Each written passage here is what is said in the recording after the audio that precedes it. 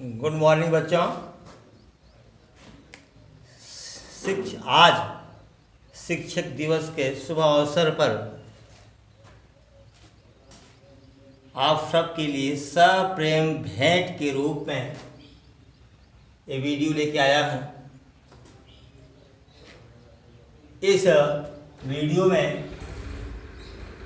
हमारा पहला टॉपिक होगा मुक्त पतन। मुक्त स्वतंत्र रूप से पतन मतलब गिरावट,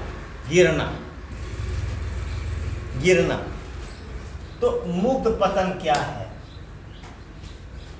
यदि कोई वस्तु केवल गुरुत्व बल के प्रभाव में गिर रही हो, उस पर कोई अन्य बल न लग रहा हो, तब वस्तु की गति को हम मुक्त पतन कहते हैं। देखिए जरा, ये डस्टर है, इसको मैं नीचे गिरा रहा हूँ, ठीक? ये डस्टर है, नीचे गिरा रहा हूँ, ये मुक्त पतन नहीं है, क्योंकि गुरुत्व बल के साथ साथ मेरे हाथ का बल लगा हुआ है। ये मुक्त पतन नहीं है।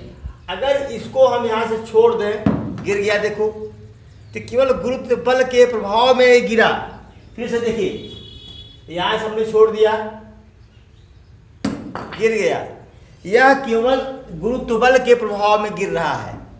अगर इसको हम ऐसे गिरा पकड़ करके ले जाए जमीन पर, तो गुरुत्व बल के साथ साथ मेरे हाथ का बल भी काम कर रहा है, इसलिए यह गति मुक्त पतन नहीं कहलाएगी। और छोड़ दिया तब मुक्त पतन है। क्या है? मुक्त पतन है। लिखा गया है केवल गुरुत्व बल के प्रभाव में गिर रही वस्तु की गति को मुक्त पतन कहते हैं। बहुत सीधी सी बात है, समझाना नहीं बहुत। फिर आता है गुरुत्वीय त्वरण। इसके पहले हम लोग जो त्वरण पढ़े उसका नाम है रेखीय त्वरण। क्या? रेखीय त्वरण। उसकी परिभाषा भी हम लोग जाने। एकांक समय में हुए वेग परिवर्तन को त्वरण कहते हैं। या एक परिभाषा और भी हम लोग पढ़े थे, वेग परिवर्तन की दर को त्वरण कहते हैं, ठीक? इसका मात्रक मीटर प्रति सेकंड स्क्वायर होता है, ठीक? त्वरण में दो राशि हो तो त्वरण सदिश राशि है, ठीक? त्वरण बराबर ए बराबर हम लोगों ने पढ़ा था कि अंतिम वेग माइनस प्रारंभिक वेग अपॉन टी। इस तो हम लोग पढ़े थे। अब आ गया गुरुत्वीय त्वरण। गुरुत्वीय त्वरण। अब देखो बेटा, चाहे किसी चीज को स्वतंत्रता पूर्वक छोड़ दें नीचे की तरफ, या किसी चीज को हम ऊपर की तरफ फेंकें, ऊपर की तरफ, ठीक है, ऊपर की तरफ फेंकें, तो होता क्या है? जरा देखो, जब किसी वस्तु को हम ऊपर की तरफ फेंकते हैं तो उसका वेग धीरे धीरे धीरे धीरे कम होता है, वेग घटता है, यानी मंदन होता है। क्या होता है? मंदन। और एक निश्चित ऊंचाई पर जाकर उसका वेग क्या होता है? 0। और वहीं से फिर पिंड आपका, ये वस्तु आपकी वापस आना शुरू करती है ना। ऊपर जाता है तो वेग घटता है, जब नीचे आता है तो वेग बढ़ता है, यानी वेग में परिवर्तन होता है। कब? जब कोई वस्तु गुरुत्व बल के अधीन स्वतंत्रता पूर्वक गति करे। जैसे अगर आप हाथ से पकड़े हैं या हाथ से ऊपर ले जा रहे हैं या नीचे ले जा रहे हैं, इसको हम स्वतंत्रता पूर्वक नहीं कहेंगे। फेंक दिया स्वतंत्रता पूर्वक, ठीक है, ऊपर देखिए अब आ रही है स्वतंत्रता पूर्वक, जा रही है तब भी स्वतंत्रता पूर्वक है, और आ रही है तब भी स्वतंत्रता पूर्वक है। अच्छा, तो जब कोई वस्तु ऊपर की तरफ जा रही है या नीचे की तरफ आ रही है, तो उसमें वेग परिवर्तन हो रहा है, तो उस समय जो वेग परिवर्तन की दर है उसको क्या कहेंगे? गुरुत्वीय त्वरण। क्या कहेंगे? गुरुत्वीय त्वरण। लेकिन यहां पर जो परिभाषा हमने लिखाया है, गुरुत्व बल के अधीन स्वतंत्रता पूर्वक गति करती हुई वस्तु में उत्पन्न त्वरण को, वहां वेग परिवर्तन का नाम नहीं लिया, उत्पन्न त्वरण को गुरुत्वीय त्वरण कहते हैं। देखो लिखा गया है, गुरुत्व बल के अधीन स्वतंत्रता पूर्वक गति करती हुई वस्तु में उत्पन्न त्वरण को गुरुत्वीय त्वरण कहते हैं। ठीक, और इसको स्मॉल जी से प्रदर्शित करते हैं। क्या करते हैं? स्मॉल जी से प्रदर्शित करते हैं। यहां भी कह सकते हैं small G, v minus U upon T. ठीक, गुरुत्वीय त्वरण को स्मॉल जी से प्रदर्शित करते हैं। क्यों? क्योंकि इसका इंग्लिश में क्या नाम है पता है? ग्रेविटेशनल, ग्रेविटेशनल ऐसी एक्सीलरेशन।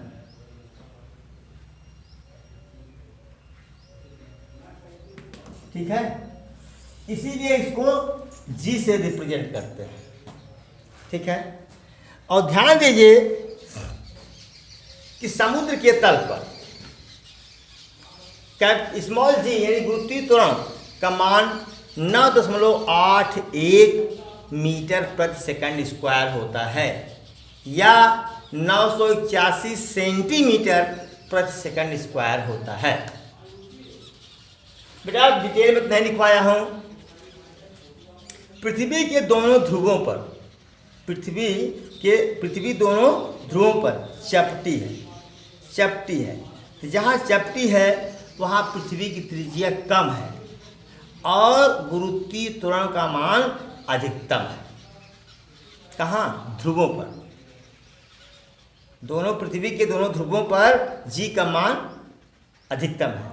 और जैसे जैसे हम अब ये चीज़ तो नहीं आ रहा है, विषुवत रेखा शायद विषुवत रेखा कहते हैं उसको। ध्रुव से विषुवत रेखा पर बढ़ेंगे, भूमध्य रेखा पर, भूमध्य रेखा पर कौन सा है तो भूगोल वाले बता पाएंगे। मतलब कहने का मतलब यह है मेरा, जरा मैं क्या कहना चाह रहा हूँ उसको जरा आप देखिए। पृथ्वी लगभग सेबनुमा है, ऐसे। ठीक है, तो यहाँ पर जी का मान मैक्सिमम है। जैसे जैसे आप इधर आएंगे, ठीक है, वैसे वैसे जी का मान बढ़ेगा। अब मेरे ख्याल से ये भूमध्य रेखा पर जी का मान न्यूनतम होता है। जी का मान क्या होता है? न्यूनतम होता है, सबसे कम होता है। और अगर पृथ्वी तल से नीचे जाएंगे तब भी जी का मान कम होगा, ऊपर जाएंगे तब भी जी का मान कम होगा। ऊपर जाते जाते अगर कहीं आप चंद्रमा पहुंच गए तो जी का मान 1/6 हो जाता है। आगे हम लोग पढ़ेंगे। तो यहाँ पर हमने लिखा गुरुत्वीय त्वरण की परिभाषा बता दिया आपको। समुद्र तल पर इसका मान 9.8 मीटर प्रति सेकंड स्क्वायर या 981 सेमी प्रति सेकंड स्क्वायर होता है। पृथ्वी तल पर विभिन्न स्थानों पर जी का मान अलग अलग होता है। जैसे भूमध्य रेखा पर कुछ और है, वहाँ पर क्या कहते हैं ध्रुव पर कुछ और है, समुद्र तल पर कुछ और है, ये ठीक है। और पृथ्वी तल से नीचे या ऊपर जाने पर जी का मान क्या होता है? घटता है। ठीक है, इसका बहुत विस्तार आप 11th में पढ़ेंगे, 11th में। तो अभी बस इतना ही जानिए जितना हमने लिखाया है, जितना मैं बोला हूँ।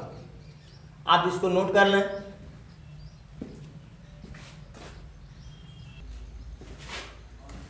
अब बेटा देखते हैं द्रव्यमान। किसी वस्तु में पदार्थ की मात्रा को द्रव्यमान कहते हैं। किसी वस्तु में पदार्थ की मात्रा को द्रव्यमान कहते हैं। जैसे आपका चेयर है, आपका टेबल है ना, टेबल में जितना पदार्थ लगा है उसकी जितनी मात्रा है उसे हम क्या कहते हैं? द्रव्यमान। जो हम लोग तराजू पर तौलते हैं, तराजू पर तौलते हैं ना, अनाज सब्जी तौलते हैं ना, उससे हमें क्या मिलता है? द्रव्यमान। क्या मिलता है? द्रव्यमान। बेटा द्रव्यमान का मात्रा किलोग्राम, हेक्टोग्राम, डेकाग्राम, ग्राम होता है, लेकिन दो ही पद्धति है, एक MKS एक CGS। तो MKS में किलोग्राम है, और सीजीएस में ग्राम है। एक लिखा हूँ एक नहीं लिखा हूँ, बोल दे रहा हूँ। सीजीएस में ग्राम है। अच्छा ठीक है। एक विशेषता और है, क्या कि किसी वस्तु को चाहे जहां ले जाओ, पूरे ब्रह्मांड में चाहे जहां ले जाओ, उसका द्रव्यमान बदलने वाला नहीं है। मतलब स्थान बदलने पर वस्तु का द्रव्यमान नहीं बदलता। इससे तराजू ले लो, 2 किलो आलू ले लो, चाहे पृथ्वी पर तौलो, चाहे पृथ्वी के ध्रुव के पास तौलो, चाहे भूमध्य रेखा पर तौलो, चाहे समुद्र तल पर तौलो, चाहे ले जाकर चंद्रमा पर तौलो, वह द्रव्यमान उतना ही रहेगा। अगर 2 किलोग्राम पृथ्वी पर है तो चंद्रमा पर भी 2 किलोग्राम होगा, ध्रुव के पास भी 2 किलोग्राम होगा। पृथ्वी से 5,000 किलोमीटर नीचे चले जाओ तब भी 2 किलोग्राम होगा। हाँ, 50,000 किलोमीटर ऊपर चले जाओ तब भी 2 किलोग्राम होगा। मतलब कहने का कि द्रव्यमान स्थान बदलने पर नहीं बदलता है। ठीक है, यहाँ पर लिखा गया है किसी वस्तु में पदार्थ की मात्रा को द्रव्यमान कहते हैं। इसे स्मॉल m से प्रदर्शित करते हैं। इसका मात्रा किलोग्राम होता है।